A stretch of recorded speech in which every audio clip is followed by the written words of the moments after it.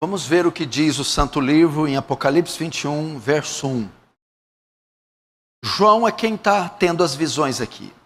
Vi novo céu e nova terra, pois o primeiro céu e a primeira terra passaram, e o mar já não existe.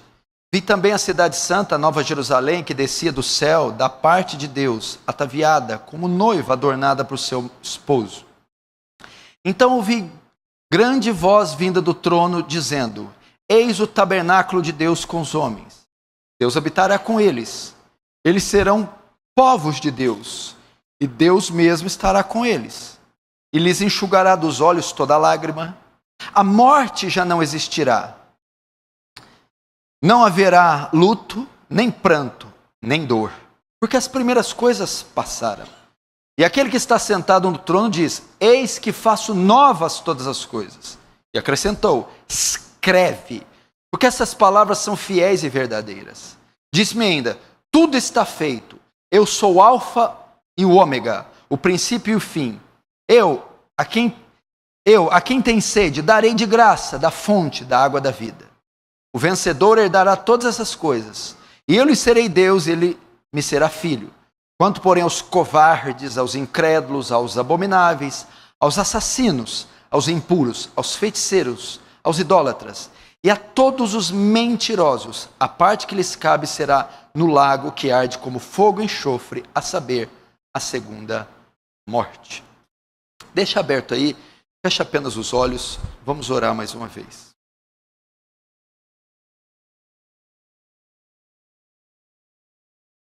Pai Santo,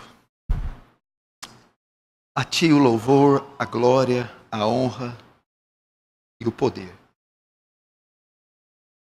Voltamos a Ti o rosto e dirigimos a Ti as palavras, suplicando por Sua misericórdia, que nos visite, Senhor. Pai, a presença do Senhor já está sobre nós. Contudo, queremos a presença favorável, manifestada. E eu peço, manifesta ela aqui, poderosamente. Despeja da graça abundante, gloriosa. Que o perfume de Cristo tome toda essa congregação. Que mentes e corações que estão cansados, distraídos, irreverentes, se tornem para Ti em total reverência, temor e tremor. Fala, Senhor, poderosamente essa noite. Faz Teu reino avançado. Receba a glória para Si. E de alguma maneira nos conforma a imagem do Seu Filho, em nome de Jesus. Amém.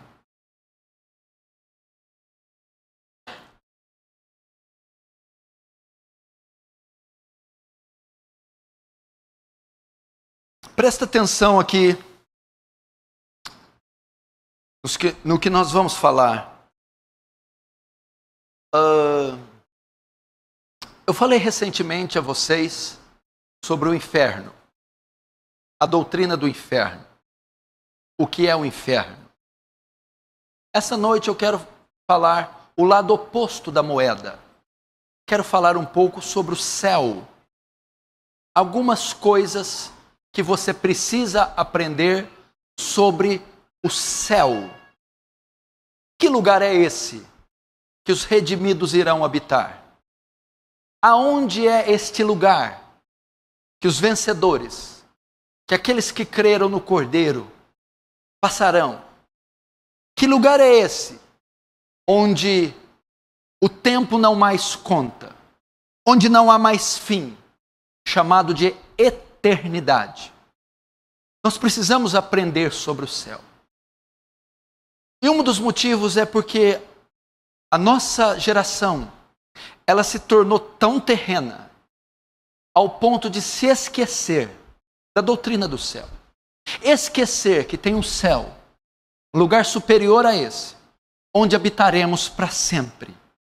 Parece que os nossos olhos, quando mais tempo passa, mais voltados para essa terra, para as coisas materiais, temporais, passageiras, ele fica. Talvez não é diferente com você. Você está aqui, mas ansioso para que o culto termine, para resolver as suas pendências materiais, temporais, passageiras. Que a Bíblia diz que a traça corrói, come, a ferrugem corrói e o ladrão rouba e escava. Mas eu quero pedir para você ter um pouquinho de paciência hoje, não olhar no relógio, e pelo menos essa hora que vai se seguir, meditar comigo na eternidade, meditar comigo no céu. Depois até você pode voltar para as temporalidades fúteis da sua vida. O céu deveria marcar nós, porque Paulo, escrevendo aos Colossenses, diz: já que estáis mortos com Cristo, e com Ele ressuscitastes, buscai as coisas de cima onde Cristo está, e não as da terra. Pensai nas coisas do alto. Paulo recomenda aos Colossenses a pensar no céu, a ter a cabeça na eternidade, a aspirar pela vida eterna, a pensar no glorioso dia do encontro com Deus. Ainda que o corpo e os pés estejam na terra, ainda que trabalhemos e vivemos numa sociedade física, nossa mente, o nosso coração, nossas aspirações, que significam desejos, devem estar constantemente colocadas na redenção, na ressurreição, no arrebatamento, na segunda vinda de Cristo. Por que devemos pensar no céu? Porque a Bíblia diz que nós somos forasteiros. O que é um forasteiro? O forasteiro é um indivíduo estranho. É um indivíduo estranho à pátria que ele está. Forasteiro é aquele que não está no seu ambiente, no seu habitat natural. Somos forasteiros. Não somos daqui. Essa não é a nossa terra. A Bíblia, ela designa o crente, ela chama o crente de forasteiro. Você não é como esse povo. Não nasceu daqui, nasceu do alto. Não nasceu para viver aqui, nasceu para viver no céu. Você não tem nada a ver com essa política, essa cultura caída, essa filosofia. Você é incomum a esse mundo. A Bíblia também chama você de peregrino. O que é peregrino? É alguém que só está de passagem. É alguém que peregrina, viaja. É alguém que caminha uma jornada, mas que fora da pátria dele, buscando a pátria dele, esperando a pátria dele. Somos esses forasteiros, esses peregrinos. Por essa razão, pensamos no céu. Hebreus capítulo 13 diz: nós não temos aqui cidade permanente, mas buscamos uma futura, cujo artífice, o construtor, é Deus. Não temos aqui cidade permanente, não somos daqui. Por essa razão não juntamos tesouros aqui. Por essa razão não pensamos nas coisas daqui. Por essa razão não aspiramos grandes coisas aqui. Não temos aqui cidade permanente. Buscamos a futura. Igreja, o céu é nosso lar. O céu é o seu lar. É isso que você deve esperar ansiosamente, ardentemente. João vai dizer aos seus discípulos, aquele que tem nele essa esperança. Qual a esperança? Da sua volta, do arrebatamento, do céu. Purifica-se a si mesmo, como é puro ele é. Meu irmão, pensar no céu, desejar o céu, implica na nossa santificação. Porque pessoas são carnais? Porque caem em pecado? Porque desistiram de uma vida de oração? Por causa de deixar de esperar o céu. Quem tem a esperança do céu, quem espera pela volta de Jesus, quem espera pelo arrebatamento, quem quer ir para o céu, santifica-se, purifica-se, foge do pecado. Quem espera pelo céu tem uma vida piedosa. Se é verdade que não há ressurreição, comamos e bebamos, porque amanhã morreremos. Olha, se não tem ressurreição, se Jesus não vai voltar, se não existe céu, então comem, então bebam, então gastem dinheiro, então se afundem no prazer. Mas se há ressurreição, se há a volta de Jesus, se há o céu, então há piedade. Porque se esperarmos em Cristo somente nessa vida, somos os mais miseráveis de todos os homens, disse Paulo em 1 Coríntios 15, 19. Quem espera pelo céu tem uma vida piedosa, vela em oração, vigia para não cair em tentação, santifica-se. Quem espera para a volta de Jesus, prega o Evangelho. Prega o Evangelho. A Bíblia diz para Timóteo: Timóteo, insta, quer oportuno, quer não, exorta, repreende, redargue, porque virá o tempo que não suportarão a sã doutrina, mas tendo comichão no ouvido, amontoarão para si doutores segundo as suas próprias concupiscências. Quem tem em mente a eternidade, prega o Evangelho. Quem tem em mente o céu, prega o Evangelho. Por quê? A Bíblia diz: o diabo desceu cheio de cólera sobre vós, sabendo que pouco tempo lhe resta. Pouco tempo lhe resta. Então ele vai fazer o quê? Oprimir, atacar, combater o máximo de pessoas possível. Nós também, aquele que tem a mente no céu, sabe que pouco tempo resta. Agora, não seria essa a razão de não estarmos interessados na pregação do Evangelho, nem na santificação, nem na piedade? Não seria essa a razão de nós estamos preocupados com o evangelismo? Ter uma vida focada na terra. Humanos, por demais. Esperando demais aqui, sonhos, realizações. A maioria não tem nem idade mais para sonho, meu filho. O que está te esperando é a cova, meu filho. Acorda. Por que você está tão envolvido com isso? Agora aquele que aspira pelo céu, meu irmão, ele diz como Jonathan Edwards: ó Deus, grave eternidade nos meus olhos. Grave eternidade nos meus olhos.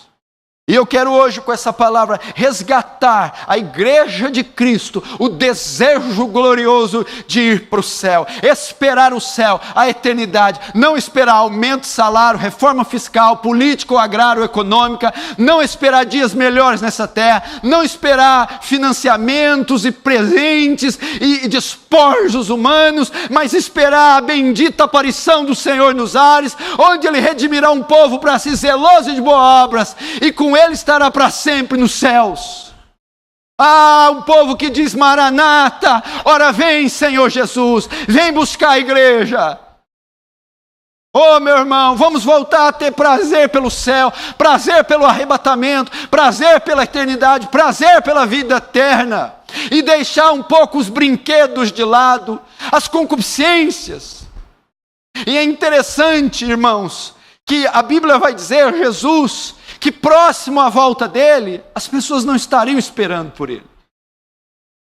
A Bíblia diz que a volta do filho e há de ser que na volta do Filho do Homem será como nos dias de Noé. Próximo à volta de Jesus, as pessoas iriam estar assim, como alguns de vocês. Comiam, bebiam, compravam, vendiam, casavam-se e davam-se em casamento. O que Jesus diz? Próximo à volta dele, as pessoas seriam tomadas de indiferença.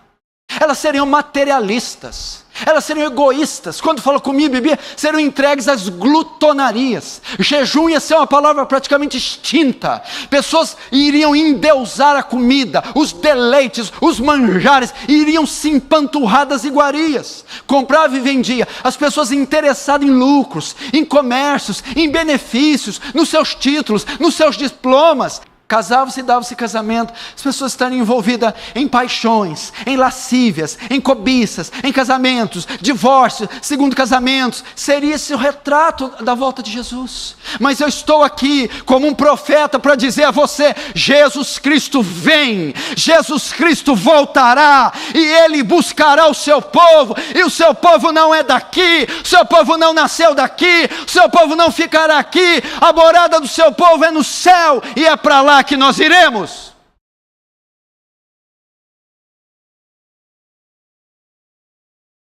Se você não deseja, vou dizer algo para você: se você não deseja o céu, é porque você não pertence a Ele ainda. Se você não deseja o céu, é porque você é da terra. E nela você vai ficar. Aquele que deseja do céu, aquele que deseja o céu, do céu é, e para o céu irá.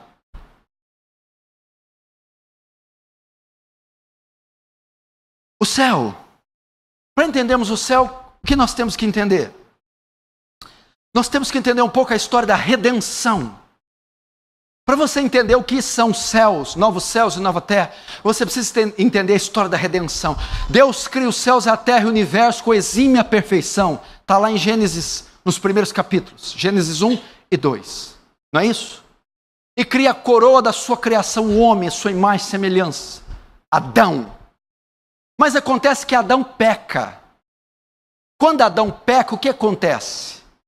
A criação se corrompe. E vai para o estado de perdição e juízo. Não é isso? O homem peca. Romanos 3:23 diz que todos pecaram, destituídos da glória de Deus estão. E o salário do pecado é a morte. Romanos 3:23. O homem passa a morrer.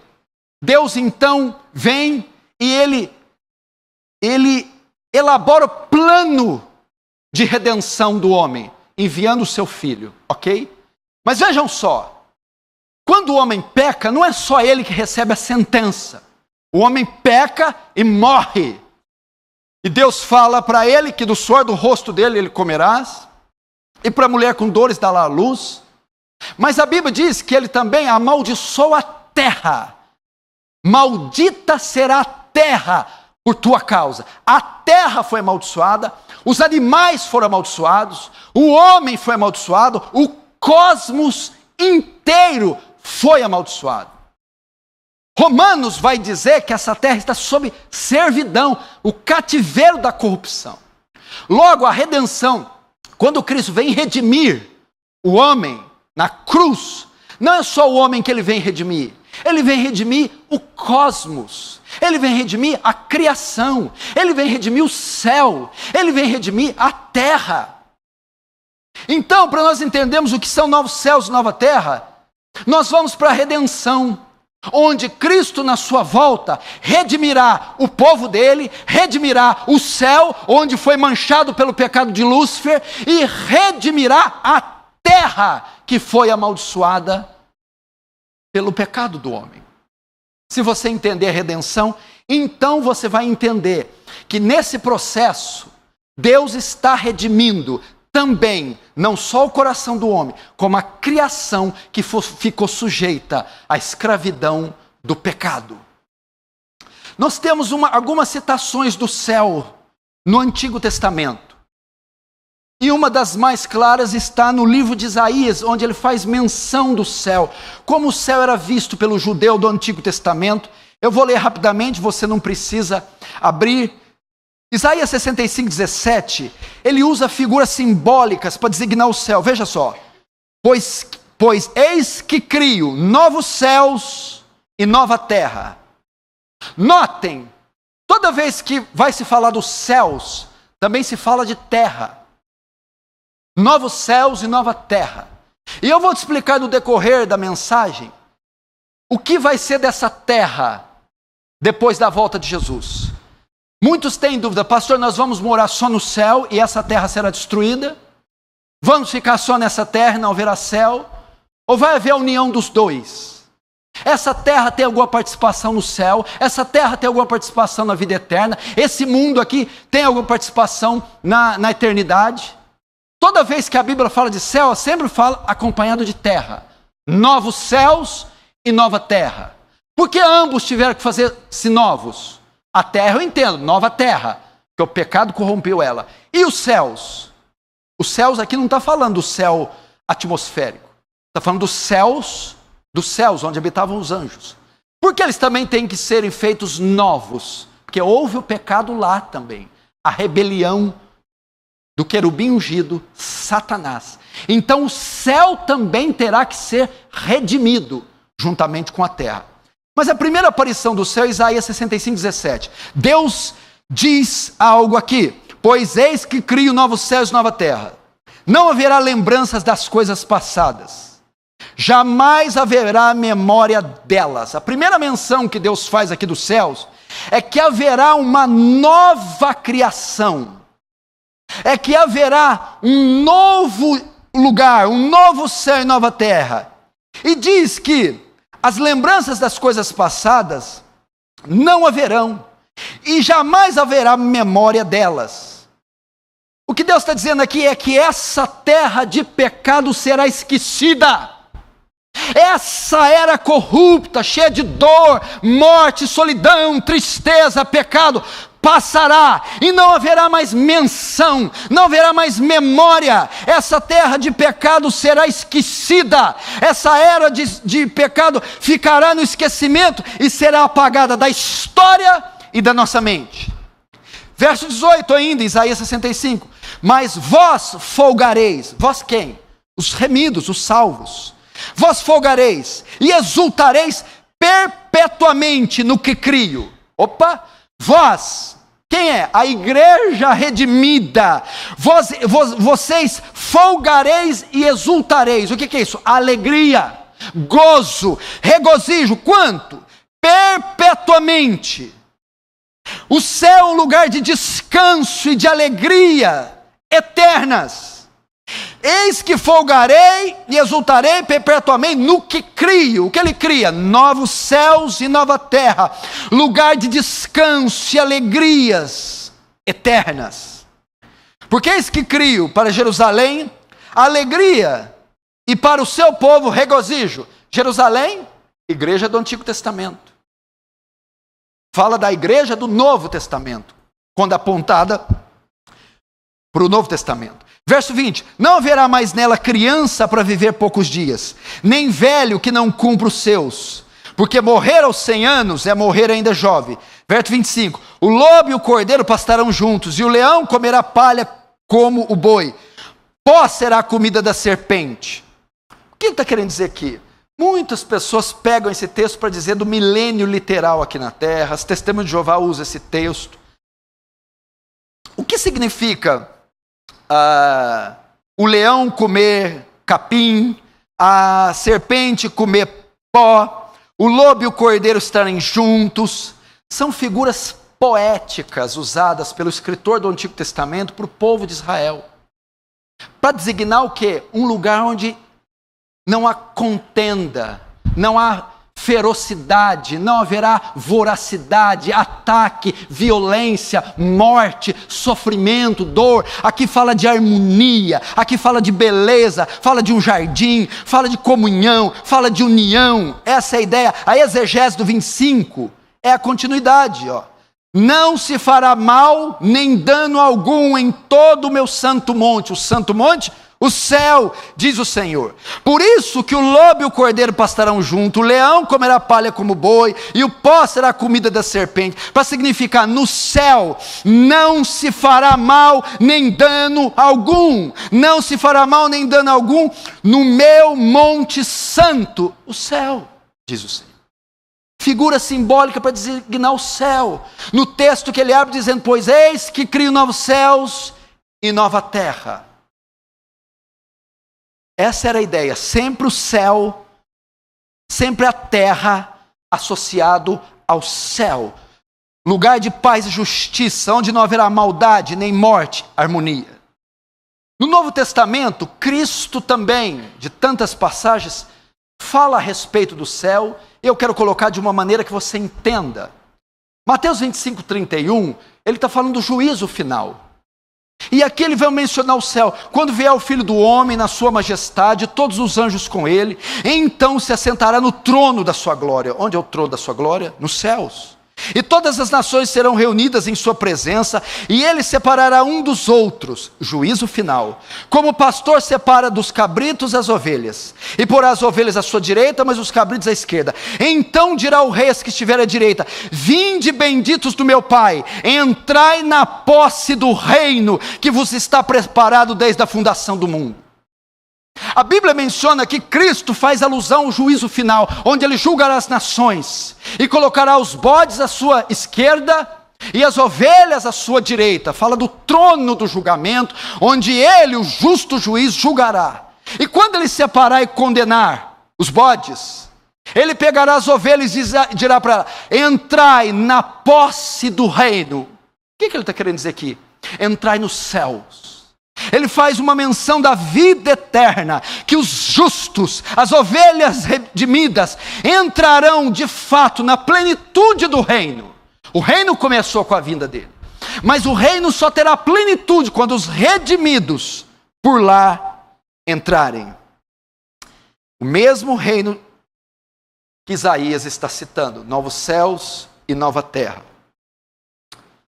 Agora Paulo vai explicar por que a terra, esse planeta, está inserido na eternidade. Por que ela vai fazer parte da eternidade? Vamos ver se a terra vai fazer parte ou a gente só vai para o céu ficar dormindo em nuvem. Romanos 8:18 fala uma coisa, presta atenção enquanto eu citar, você vai entender. Porque para mim tenho por certo que os sofrimentos do tempo presente não podem ser comparados com a glória que em nós há de ser revelada. Então não reclama do sofrimento presente, não. Está sofrendo?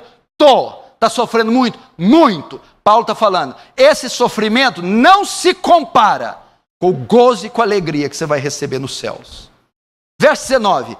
A ardente expectativa da criação aguarda a revelação dos filhos de Deus. Pois a criação está sujeita à vaidade, não voluntariamente, mas por causa daquele que a sujeitou.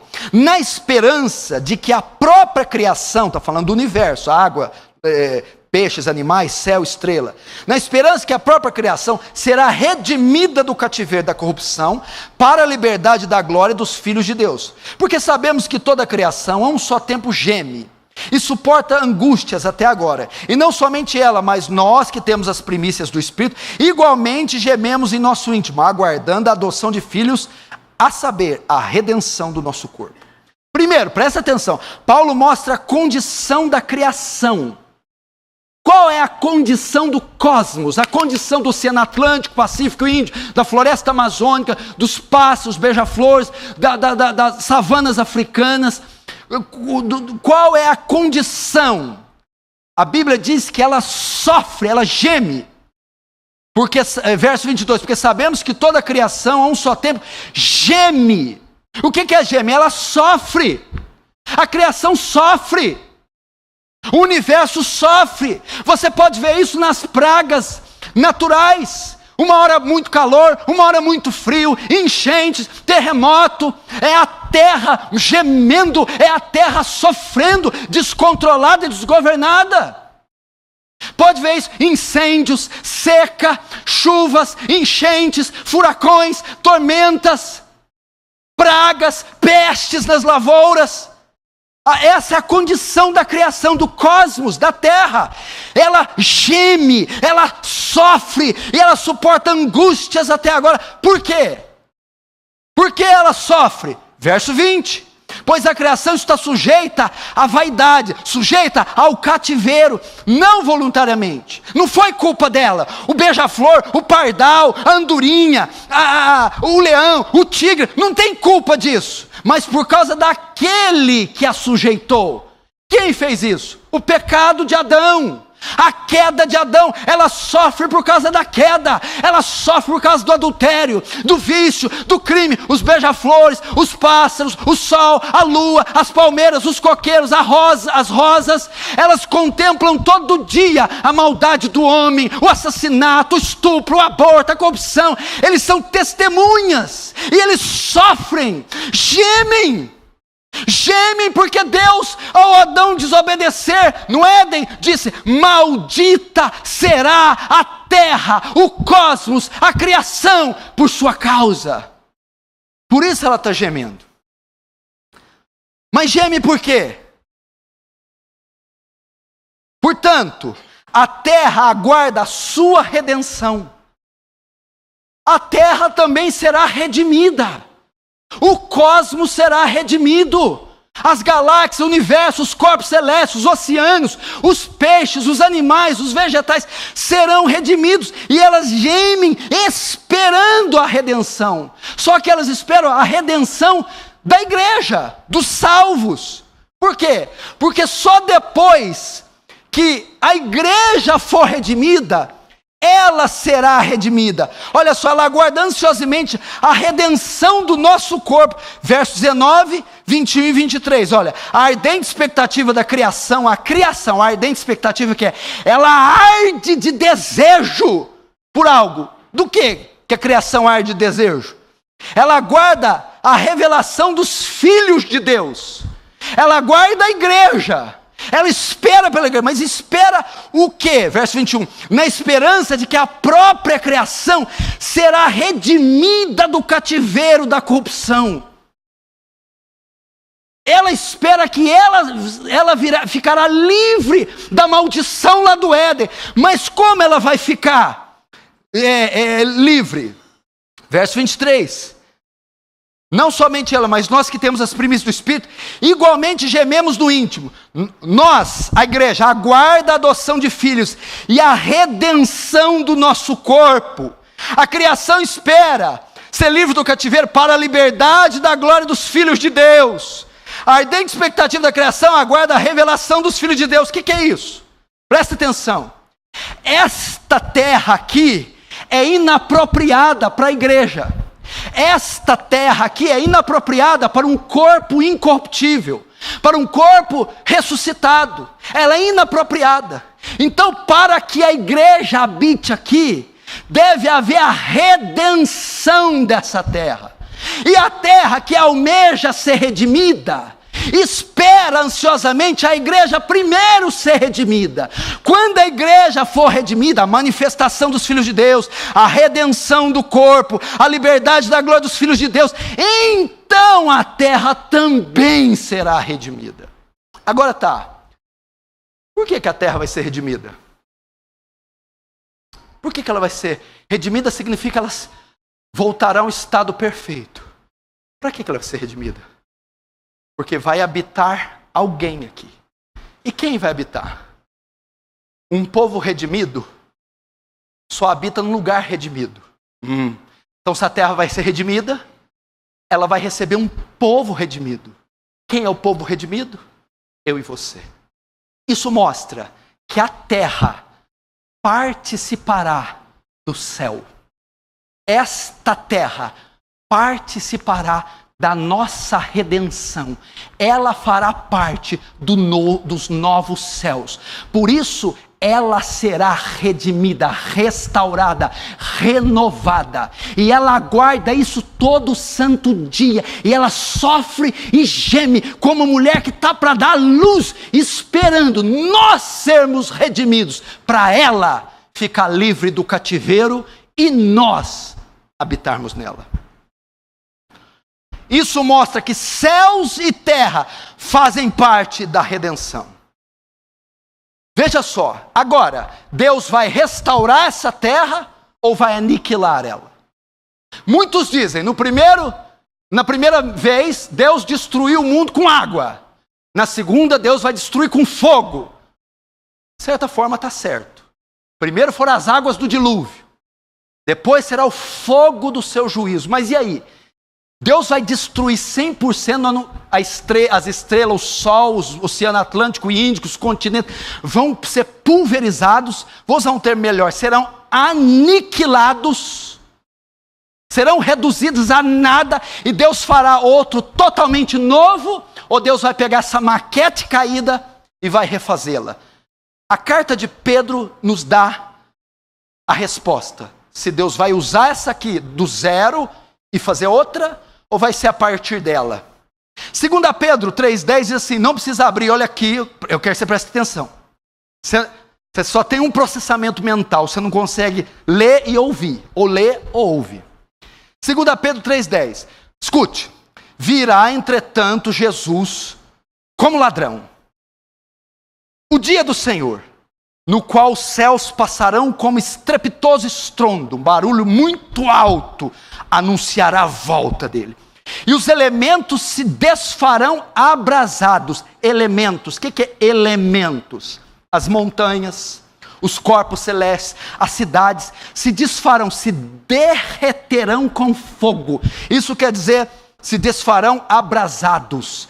Esta criação sofrerá o fogo da ira. essa criação, esse mundo se derreterá. Os elementos se desfarão abrasados com fogo. Também a terra e as obras que nela existem serão atingidas. Toda a criação será atingida por fogo. Visto que todas essas coisas hão de ser assim, desfeitas, deveis, sabendo disso, ser tais como os que vivem em santo procedimento e em piedade. Aqui, outra menção. Quem espera por essas coisas, vive uma vida santa e piedosa. Verso 12. Esperando e apressando a vinda do dia de Deus, por causa do qual os céus incendiados se desfarão, até os céus, e os elementos abrasados derreterão. Nós, porém, a igreja, segundo sua promessa, esperamos novos céus e nova terra, nos quais habita a justiça. O que a Bíblia diz que vai acontecer com isso aqui? Será consumida pelo fogo. Há duas escolas. A primeira ensina que Deus vai queimar tudo, vai destruir tudo. Vai destruir o K2, o Monte Everest, a cidade de Nova York, a cidade de Paris, vai queimar os céus, os corpos celestes todos se desfarão, tornarão cinza, se queimarão, se destruirão. A segunda escola, e é a que eu creio, é a que eu vou ensinar a vocês, diz que não. Deus não vai destruir tudo e deixar sem nada, não vai aniquilar. Do termo nihil, nada. Anihilar, reduzir a nada. Essa é a primeira escola. E depois cria tudo novo, novo céu e nova terra. Não. O que Deus vai fazer é o quê? O fogo é usado para quê? De fato, esse mundo vai torrar. Vai ser despejada a ira e sai da frente. Mas o fogo, muitas vezes, ele é usado para quê no ouro? Para quê na prata? Para quê no metal? Purificação. Deus vai expurgar o pecado, a maldade, vai purificar, vai deixar só o esqueleto desse mundo. E depois dele purificar, ele recria a partir do purificado. Vou te dar a ideia, esse é o argumento. Quando ele mandou o dilúvio destruiu a terra? O que o dilúvio fez? Deus purificou o pecado com água. Ele purificou, ele varreu a iniquidade, toda a raça humana, tudo foi extinto e Deus recriou a partir do dilúvio. Agora, o elemento de purificação não vai ser mais a água, vai ser o fogo, onde ele vai purificar, queimar, destruir toda a semente do pecado, da iniquidade. Então, ele fará a partir daí. Isso aponta para quê? Novamente, a participação da terra. Se ele vai redimir, segundo Paulo, se Isaías diz novo céu e nova terra, cita terra. E se aqui em 1 Pedro diz que estes elementos serão queimados, purificação, significa que a terra está nos planos de Deus com o céu. Agora, vamos ver isso com mais clareza em Apocalipse 21. Abram lá. Apocalipse 21. Nós vamos entender melhor como será o céu. Como isso se dá na sua plenitude. Vamos ver o texto que eu acabei de abrir. Apocalipse 21. Olha aqui para mim. Se você notar, o 21 dá início ao novo céus e nova terra, a nova Jerusalém. Um capítulo anterior, os versículos anteriores, acontece o juízo final, o julgamento final. Aqui no capítulo 21, todos os pecadores já estão condenados, todos os demônios, Satanás, a besta, o falso profeta, foram julgados e foram lançados no lago de fogo. Já ocorreu o julgamento de todos os pecadores, pecadores de todos os tempos, todos os demônios, Satanás e a besta. Foi toda lançada no lago de fogo. O antigo universo foi todo queimado, foi todo destruído, foi todo purificado com fogo. O universo, aqui no Apocalipse 21, foi livre do mal e dos causadores do mal. Aqui em Apocalipse 21, o universo, o cosmos, foi liberto do mal, o pecado, e de todos os causadores do mal. Eles estão todos julgados, todos condenados, todos lançados no inferno. O capítulo 21 agora dá início à nova criação. O novo cosmos, o novo tempo se inicia. Vamos ver o verso 1. Vi novo céu e nova terra, pois o primeiro céu e a primeira terra passaram, e o mar já não existe. Vi, o que quer dizer vi? Quem está escrevendo a carta aqui é o apóstolo João. Aqui é o ano 90. Ele é o único apóstolo dos 12, mais Paulo vivos. E esta carta, que é o Apocalipse, ele escreve por visões que ele tem. Você imagina tudo isso aqui, João viu. Ele contemplou, ele viu e ele começou a escrever. No capítulo 21, Deus dá para ele uma visão do céu, da eternidade, como seria. Então ele começa: eu, João, vi novo céu e nova terra. O que é a ideia aqui? Novo céu e nova terra. Pois o primeiro céu e a primeira terra passaram.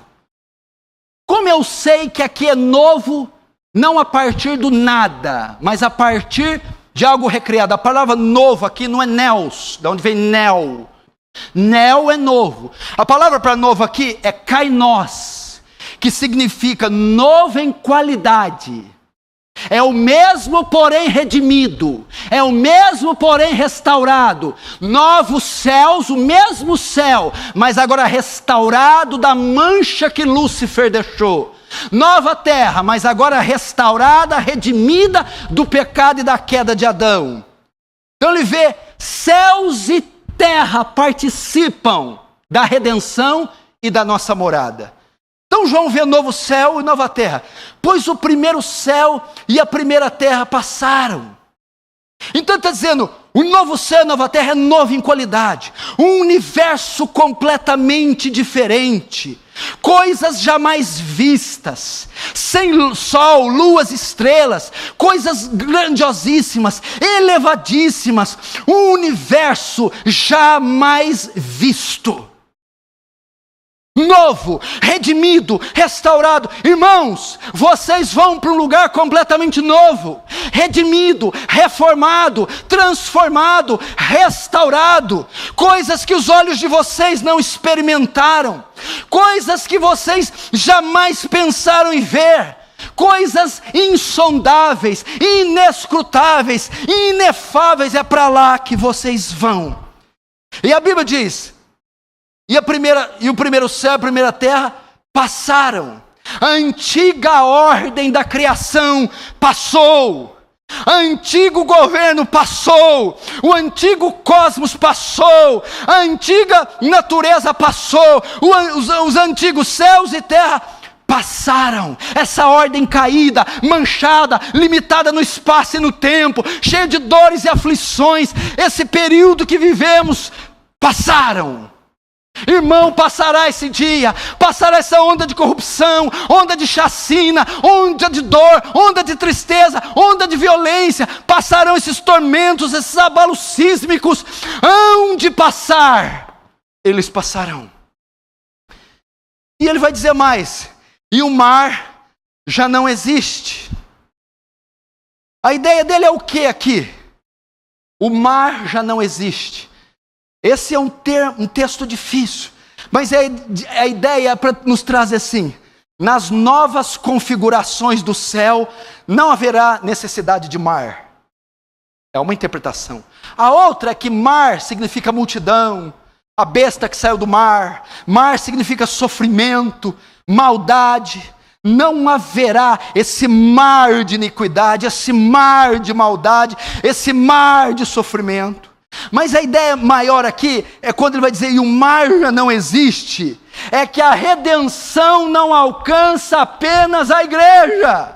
A redenção alcança o universo inteiro.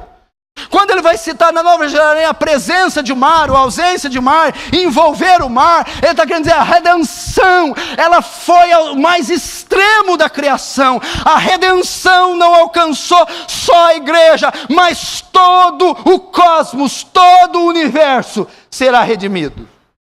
Verso 2, um versículo muito elegante. Vi também a cidade santa, a Nova Jerusalém, que descia do céu da parte de Deus, ataviada como noiva, adornada para o seu esposo. João vê a cidade santa, Nova Jerusalém, que descia do céu. Que cidade é essa? Ele vê uma cidade santa. E ela vê que ela descia do céu da parte de Deus. O que é isso? Não pode ser uma cidade de pedras. Não pode ser uma construção que ele vê. A Bíblia diz que faz muito tempo que Deus não faz uso de habitações. No ano 70, quando o imperador Tito, o imperador Vespasiano, destrói com seu filho Tito o templo, ali se desfaz a ordem levítica, e Deus nunca mais habita em tabernáculos, em tendas, nem nada. Ele habita nos homens, ele habita com os homens. João está vendo aqui a igreja, é a Jerusalém, e Deus descendo com ela, e ela desce ataviada como noiva, adornada para o seu esposo. Qual que é a ideia aqui? Agora que a terra está redimida, porque a terra como está é inapropriada para corpos glorificados, é inapropriada para redimidos, é inapropriada para santos. Agora que a terra foi redimida do cativeiro, agora que a terra está restaurada, a igreja então desce para se unir céu e terra. Para se unir céu e terra em um só lugar. Deus aqui torna os dois em um só lugar. Terra e céu se unem. A igreja redimida desce para unir para sempre com Cristo em um só lugar. E a união de céus e terra. Por que usa o termo aqui? Descia da parte de Deus, ataviado como noiva adornado para o seu esposo. Agora que a redenção da terra, a redenção da igreja se concretizou, o que acontece? Ele desce para acontecer o casamento, a união agora que nunca mais vai se desfazer. Cristo e a sua igreja se unem quando ela desce até a terra, e se unem também céu e terra. Antes tínhamos só céu, onde carne e sangue não herdam. 1 Coríntios 15, carne e sangue não pode herdar a corrupção, não pode herdar a incorrupção. E terra só se habitava a matéria. Agora não. Agora é um lugar que ambos podem estar. Os corpos redimidos, céus e terra formam um único lugar. Verso 3. E ouvi uma grande voz vinda do trono dizendo: eis o tabernáculo de Deus com os homens. Deus habitará com eles. Eles serão povos de Deus e Deus mesmo estará com ele. Notem, João continua tendo a visão. Agora na visão, acontece um aspecto diferente na visão. João ouve uma voz. O verso 3 diz: ouvi uma grande voz. João não caracteriza quem é. Ele só dá as características do lugar. Então você sabe quem é. João então para agora e no meio da visão ele ouve um som, ele ouve uma grande voz, e a voz vem do trono, é a voz de Deus, e Deus fala algo: eis o tabernáculo de Deus com os homens, Deus habitará com eles, eles serão povos de Deus, e Deus mesmo estará com eles. Na visão, João ouve a voz, e ela começa dizendo: Deus é quem diz, eis o tabernáculo de Deus com homens. Com os homens. O que é a palavra tabernáculo? A palavra tabernáculo quer dizer tenda, ou lugar de moradia, casa de Deus. Então João está dizendo que ouviu Deus falar: eis o tabernáculo, eis a casa de Deus, eis a tenda de Deus, eis a morada de Deus. Tá, tudo bem, é os céus. A união dos céus e a terra é contemplada agora como a casa de Deus, a tenda, a habitação. Mas João prossegue: Deus vai prosseguindo na revelação dizendo: eis o tabernáculo de Deus com os homens, e com os homens Deus habitará com eles. O que ele está querendo dizer aqui? Escute, preste atenção. Quando a figura de Deus aqui, a linguagem é uma figura comum aos crentes do Novo Testamento, bem como os judeus. Tabernáculo era o lugar, a tenda no Antigo Testamento, onde Deus habitava junto com os filhos de Israel. Templo é o lugar onde Salomão, através de Davi, construiu para a habitação de Deus. Deus habitava entre o povo, ok? Mas nunca houve um dia que o povo habitou debaixo do mesmo teto que Deus. Ninguém morava dentro do tabernáculo. Ninguém entrava no Santo dos Santos e ali ficava. Ninguém entrava no templo e ficava no Santo dos Santos. Agora Deus está dizendo assim: eis o tabernáculo que estará não só Deus, como também os homens. Deus está dizendo: agora vocês morarão debaixo do mesmo teto, vocês morarão na mesma tenda, vocês não só no átrio, no pátio, no átrio, no santo lugar, vocês estarão no santo dos santos comigo. Essa é a ideia. Deus mesmo estará com eles. Aí o final do texto, olha só: eis o tabernáculo de Deus com os homens, Deus habitará com eles, eles serão povos de Deus, e Deus mesmo estará com eles. A ideia de João aqui é Emanuel, Deus presente, Deus conosco, Deus habitando conosco, Deus morando conosco, nós morando com Deus. Isso que você está vendo, o que eu vou resumir aqui na linguagem popular. O que Deus está falando para João? João, isso que você está vendo é a casa de Deus, e junto com o meu povo morarei para sempre. Morarei para sempre. Isso é o céu, irmãos. Morar com Deus, na casa de Deus, próximo a Deus, para sempre com Deus.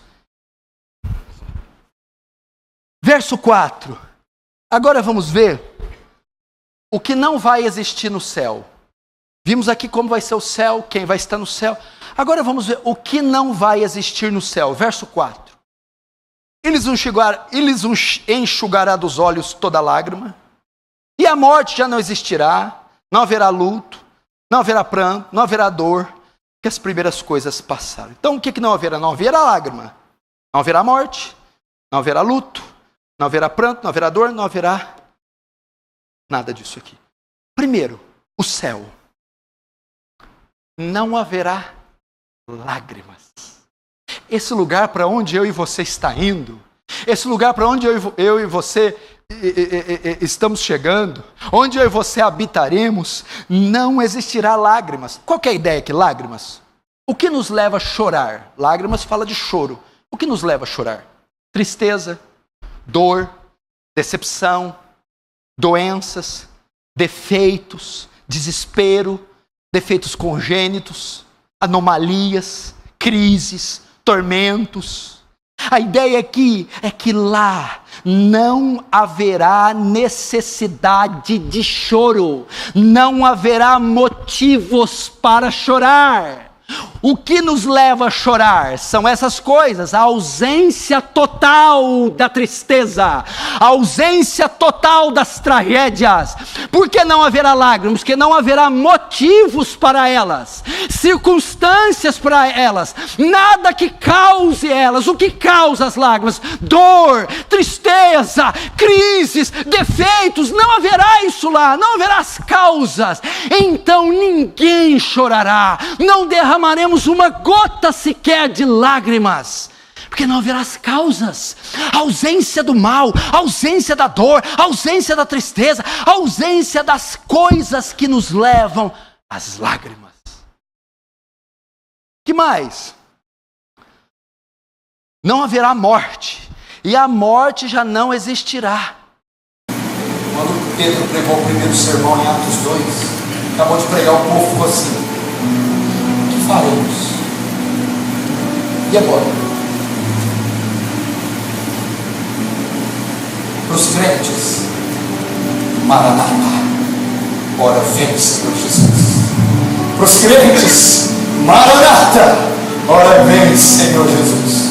Para os não crentes, para aqueles que estão na lista de Apocalipse 28, para os duvidosos e confusos, arrependei-vos e crede. Quem quiser, diga lá. É para esse lugar que nós vamos. É para esse lugar que eu espero. E é para esse lugar que eu espero você esperar. Só quem quer ir para aquele lugar, bate a cabeça, fecha os olhos.